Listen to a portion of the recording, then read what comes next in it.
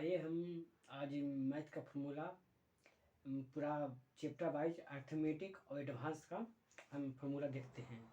जो परीक्षा के पहले आप एक बार देख के चल जाए, जो उसका मास्टर वीडियो होगा, शॉर्ट वीडियो देखिए। सब जो जो भी नोट किया गया है उसमें चलते हैं, देखते हैं। पहले आते हैं नंबर सिस्टम का, कि नंबर सिस्टम से अच्छा भी एसएससी रेलवे जो भी एग्जाम हो सबसे प्रश्न पूछता है। देखिए इसमें, देखिए ध्यान रखिए कि प्रश्न में दिया रहेगा कि R बराबर आर क्या, आर सेस्फर इंटू डी। तो हमेशा हमेशा याद रखिए कि आर की सेस्फर से ज़्यादा होता है कौन, भाजक। जैसे क्या हुआ, जैसे 5 है, ये क्या है 12 है, इसमें भागा दिए 2 से तो क्या हुआ 10 हुआ। ये 2 क्या आया, 2 शेष पर क्या हुआ, 2 शेष पर हुआ, ये क्या हुआ भाजक। भाज आई क्या हुआ, भाग फल हुआ। तो क्या होता है भाजक बराबर क्या लिखाता है, भाजक पर लिखाता है भाज गुने भागफल प्लस शेष। तो हमेशा प्रश्न आएगा कि हमेशा शेषफल से बड़ा होता है कौन, भाज बड़ा होता है। अब प्रश्न 2 आएगा, 2 प्रश्न दिया रहेगा R1 R2, और जैसे दो शेषफल रहेगा। देखो कहेगा कि किसी संख्या के गुना करने पर शेषफल R1 बचता है, एक और गुना करने पर R2 बढ़ता है, अंतिम में शेषफल R3 बचता है। तब जब 3 गो शेषफल प्रश्न में देखें, किसी प्रश्न में 3 गो शेषफल दिया रहे तो आप सूत्र एक ही लगाइएगा, क्या, भाजक बराबर R1 plus R2 minus R3। ये सूत्र लगेगा। योगफल बराबर, जैसे योगफल बारी से गुना किया, प्रश्न में बोला जाएगा योगफल बारी से गुना किया जाए तो अंडर रूट जो दिया रहेगा उसका प्लस जो दो संख्या दिया रहेगा उसका जोड़ के अंडर रूट निकाल के, जो अंडर रूट आएगा ना उसी को हम डिवाइड करेंगे पहली संख्या और दूसरी संख्या में। देखिए दो संख्या है 40,000 और प्लस 20,000, इसको अंडर रूट निकाले तो 6400 का वर्गमूल निकाले तो कितना आया 80 से भाग कितना देंगे 40,000 में तो कितना आएगा 50, 80 से भाग देंगे कितना 2400 में तो कितना आया 30 आ गया। तो ऐसी प्रश्न आएगा। प्रश्न बोलेगा कि 27 के स्थान पर 72 से भाग देने पर 27 के स्थान पर 72 से भाग दे दिया, अब भागफल 24 बचा, तो कहेगा सही उत्तर क्या है। तो क्या आप क्या कीजिएगा, आप कुछ लिखिएगा 27 से भाग देने पर 72 मतलब क्या 27 था, लेकिन इसको क्या कर दिया उल्टा कर दिया। तो उल्टा कर देगा तो हमेशा कर देगा अंतिम संख्या 72 गुने 24 बाटे 27 कर दीजिए, आंसर चलाएगा। ऐसे हो गया। आगे बढ़ते हैं। जब किसी संख्या में किसी दूसरे संख्या में गुना कर दिया जाए तो परिणाम वास्तविक परिणाम से अधिक या कम, वह संख्या कौन सा है, अंतर पूछेगा अधिक या कम।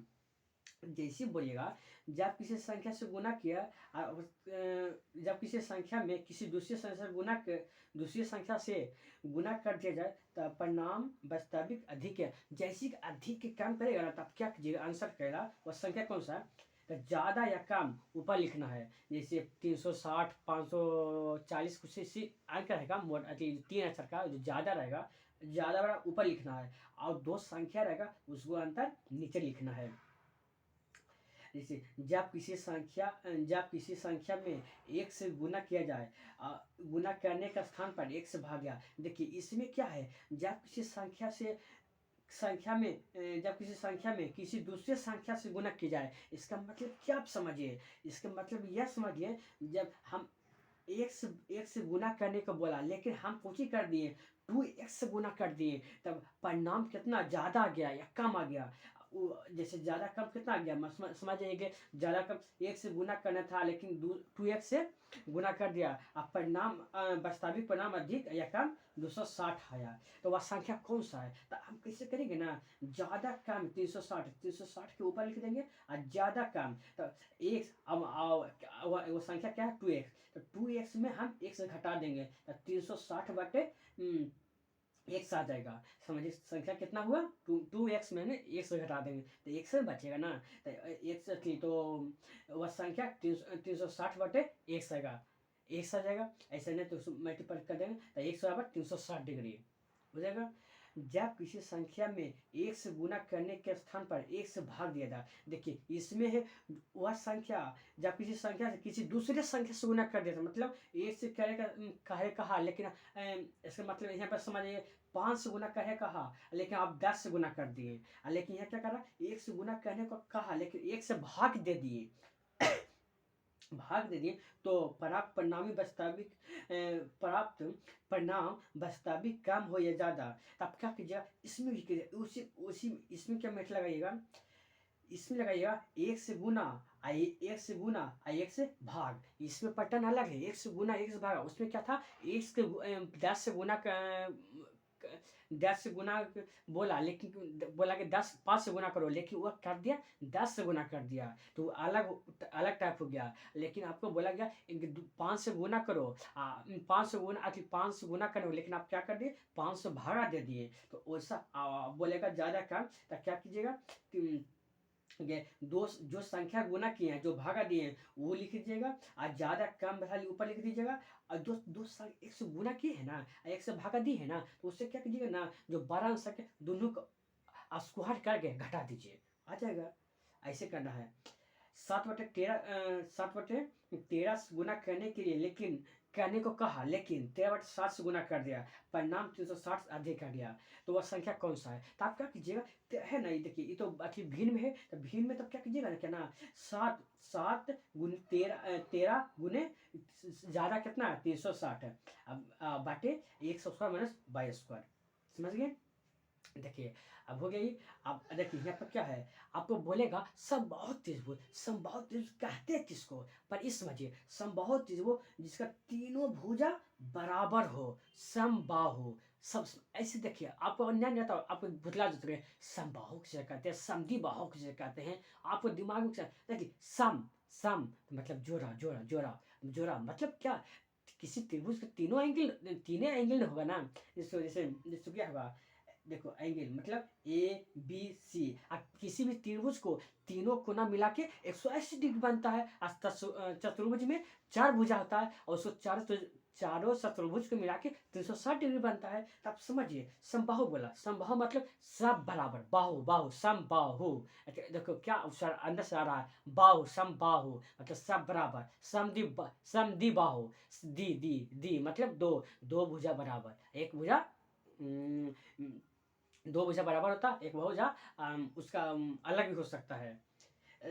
तब देखिए समबाहु बोला, इसमें 2 प्रश्न आपको आएगा, आता है 2 सूत्र फॉर्मूला है। इसमें पहला करेगा समबाहु त्रिभुज का क्षेत्रफल क्या होगा, तो √3/4 गुने भुजा स्क्वायर, कुछ बोलेगा √3/4 गुने भुजा स्क्वायर। अब बोलेगा समबाहु त्रिभुज का ऊंचाई, कब बोलेगा समबाहु त्रिभुज के ऊंचाई, जब ऊंचाई बोलेगा ना तो समझिए, देखिए यहाँ ये तीनों भुजा यहाँ से एक से लंब डाल दिए, तो ऐसे लंब डाल दिए, ये क्या है, ये मेरा भुजा है, तो जैसे भी किसी भी कोण से किसी भी ए से बी पर हम किस पर लंब डालते हैं, तो जो भी त्रिभुज मध्य बिंदु 2 भाग में आधा आधा कर देता है। मतलब किसी त्रिभुज पर हम लंब डालते हैं तो उस भुजा को दो बराबर एंगल, 2 बराबर भुजा में बदल देता है, बराबर बराबर एंगल। जैसे ये पूरा ए था, इसको आधा आधा कर दिया, तो a/2 कर दिया। इसी पूछेगा आपको एच बराबर, तो एच बराबर समबाहु त्रिभुज की ऊंचाई क्या होता है, √3/2 गुने भुजा। आपको कंफ्यूजन होगा, परीक्षा में जाइएगा तो √3/भुजा स्क्वायर उसमें पढ़े, तो आप ऐसे लीजिएगा त्रिभुज है तो √3/2 गुने भुजा स्क्वायर, मतलब √3/2 गुने भुजा स्क्वायर। आज देखिए बोले जहाँ त्रिभुज है तो त्रिभुज बड़ा ना होगा, क्षेत्रफल है तो बड़ा ना होगा ना, उसमें क्या करेंगे, भुजा स्क्वायर कर देंगे और वही बोलेगा ऊंचाई, ऊंचाई बोलेगा तो √3/2 गुने भुजा, क्योंकि ऊंचाई है तो लंबे है तो लंब एक है, लेकिन त्रिभुज है तो बड़ा है तो स्क्वायर कर देंगे। ऐसे याद रखिएगा। यहाँ पर देखिए ज्योमेट्री है, तो ज्योमेट्री में कैसे देखिए ऐसा इसम थ्योरी है, थ्योरी इसका इसमें ना आप थ्योरी नहीं याद रहेगा ना तो आपसे नहीं बनेगा मैथ। देखिए इसमें क्या है, ए बी सी एक त्रिभुज है, ए बी सी, और क्या है कोण बी और कोण ए बीच में एक केंद्र ओ, ए से बी ओ ए, जो बी को ना बोलेगा बी जो समद्वि भाजक है, समद्वि भाजक मतलब समझिए समझिए, समद्वि भाजक किसे कहते हैं, समद्वि भाजक जो किसी भी एंगल को, किसी भी कोण को दो बराबर त्रिभुज में काटता है। जैसे क्या है समझिए कि ये समबाहु त्रिभुज है, 60 60 60 है, 60 है, इस 60 को 60 है, इसको 30 और 30 में काट दिया, इस क्या है 60 है, 30 में काट दिया, तो इसी कहते हैं समद्वि बाहु। जब ऐसे सब काट देता है तो उसे कहते हैं समद्वि बाहु। इसमें पूछेगा कौन एबीसी त्रिभुज है तो पूछेगा बी ओ सी मतलब बी का मान कितना होगा, तो आप क्या कीजिएगा, इसका सूत्र क्या है, बी ओ सी बराबर 90 प्लस 1/2 ए। जैसी त्रिभुज के अंदर में कोण केंद्र पर कोण बनता है तो क्या होता है 90 प्लस 1/2 ए। यहाँ पर एक और प्रश्न आता है एबीसी एक त्रिभुज है और बीसी बाहर में जो बी को समद्वि भाजक करता है, कोण ओ है ए है, तो बी और सी का क्या होगा, तो बाहर में रहेगा ना तो क्या कीजिएगा 90 माइनस 1/2 ए, क्या 92 ए मतलब क्या समझिए, जैसे 90 प्ले का 90 कहाँ से आ गया, तो 90 फॉर्मूला है, तो 90 का 90 माइनस 1, यहाँ ए का मान आपको दिया रहेगा, आपको एग्जाम ना दिया रहेगा, तो 90 a/2 होता है, समझिए। आओ आपको प्रश्न पूछेगा, ये देखिए ए बी सी त्रिभुज है, अब कौन बी से को जी बी मतलब समझिए क्या समझिए, बी त्रिभुज दो बना लेकिन आधार एक ही बना, तो ए बी सी त्रिभुज है, अब कौन बी से आधार बी ओ सी, तो आपको पूछेगा बी ओ सी का मान, लेकिन इसमें देखिए इसमें देखने के बाद आपको ये दिया देखिएगा एबीसी तो ऐसा वो त्रिभुज है, लेकिन बीओसी एबीसी के आधार और बीओसी का आधार बराबर है, समझिए क्या दोनों का आधार बराबर हो तब बीओसी बोलेगा तो 1/2 है। मतलब जब दोनों आधार बराबर होता है ना, जैसे ये कितना है, ये 50 डिग्री है, ये 50 डिग्री है, इसका आधा हो जाता है। जब भी एक आधार पर दो त्रिभुज बनता है, एक त्रिभुज का कोण दिया रहे तो दूसरा त्रिभुज का नहीं उसका आधा हो जाएगा, एक आधार पर रहेगा तो। प्रश्न ये देखिए इसका कंसेप्ट भी आपको याद रखना चाहिए। चलिए आगे चलते हैं लेके, जैसे ये रेशियो है, तो आप देखिए अब रेशियो चैप्टर वाइज चैप्टर है, आपको फॉर्मूला है, आप कितनों आपको जानते हैं रेशियो बनाने के लिए कि फॉर्मूला प्रश्न आ जाएगा, आपको एग्जाम में फास्ट जितना ही बनाना पड़ेगा, तो उस पर क्या कीजिएगा रेशियो, और रेशियो से प्रश्न आप हर चीज़ में आते हैं आप हल कर सकते हैं। चलते आगे बढ़ते हैं, वही बोलेगा ए और बी का मध्य समानुपाती बराबर, मतलब मध्य बोलेगा ना ए बी का मध्य, तो हमेशा याद रखिए √a/b दिया रहेगा, कौन ए कौन बी नहीं कौन ए नहीं ए बराबर इतना बी बराबर इतना, तब मध्य अनुपात क्या होगा, आपको तुरंत क्लिक करना चाहिए, एक मध्य समानुपाती बराबर √a/b होगा, ए और बी बराबर तीसरा समानुपाती क्या होगा, तब बी स्क्वायर ए होगा, ए और बी का पहला समानुपाती क्या होगा, तो ए स्क्वायर बी होगा, ए बी और सी का चौथा समानुपाती क्या होगा, तो बी सी बटे ए होगा, चौथा कौन बोलेगा तो बी सी बटे ए होगा, ए इंटू बी इंटू सी इंटू सी इंटू डी, तो कहेगा मिस अनुपाती, तब मिस अनुपाती बोलेगा ना, मिस जैसे बोलेगा ना तो जैसे आपको दिमाग में क्लिक करना चाहिए, जो पहला अनुपात बटे अंतिम अनुपात ए बटे डी, आपको समझ में आएगा। अब देखिए इसमें रेशियो में क्या फॉर्मूला है, रेशो में 5 फॉर्मूला है, आपको कंफर्म पहला क्या बोलेगा माध्य अनुपाती, तो अंडर रूट ए इंटू बी। अब आप हमेशा याद रखिए, इसमें दूसरा अनुपाती नहीं होता है, हमेशा मध्य होता है, पहला होता है, तीसरा होता है, और चौथा होता है, और क्या होता है एवं अंतिमा मिस अनुपाती होता है। पहला कहेगा मध्य, तो मध्य बोलेगा अंडर रूट ए इंटू बी होगा। आपको पहला मध्य बराबर, अब पहला रहेगा तो ए स्क्वायर बटे बी होगा। आपको दूसरा हमेशा रखिए, दूसरा नहीं पूछेगा, दूसरा फॉर्मूले में होता है नहीं, अब बोलेगा कि तीसरा, तो तीसरा क्या होगा बी स्क्वायर ए होगा। और चौथा बोलेगा तो बी सी बटे ए होगा। चौथा कुछ ही बोलेगा, देखिए भूतला जाएगा बी सी बटे ए, बी स्क्वायर बराबर ए, तो हमेशा दो बार पहले तो होगा ए स्क्वायर बी, आपको तीसरा बोलेगा तो बी स्क्वायर, तीसरा बोलेगा तो बी स्क्वायर ए, और चौथा बोलेगा तो बी सी बटे ए होगा। आपको अंतिमा बोलेगा मिस अनुपाती बोलेगा तो ए बटे डी का मतलब पहला बटे अंतिम अनुपात। देखिए है ना से, अब इसकी एक दो बार रिवीजन कर लीजिए, हो जाएगा। अब आते हैं हम एसआई प्रश्न, एसआई सीआई से प्रश्न आता ही आता है। जब भी कोई धनराशि साधारण ब्याज के किसी भी विशेष दर से टी वर्ष में n गुना हो जाता है, तो ब्याज की दर प्रतिशत बताएं। तो दर ही पूछेगा ना आपको ना, साधारण simple interest SI simple interest आएगा। अब बोलेगा विशेष दर से टी वर्ष में इतना, ऐसे बोलेगा कि दो गुना होने में 4 वर्ष लगता है, तो बताएं ये 4 गुना होने में कितना लगेगा। तो आपको तुरंत दिमाग में क्लिक होना चाहिए। हमको बताया गया है कि इसका सूत्र होता है एन माइनस वन गुने 100 बटे टी, एन माइनस वन गुने 100 बटे टी होगा।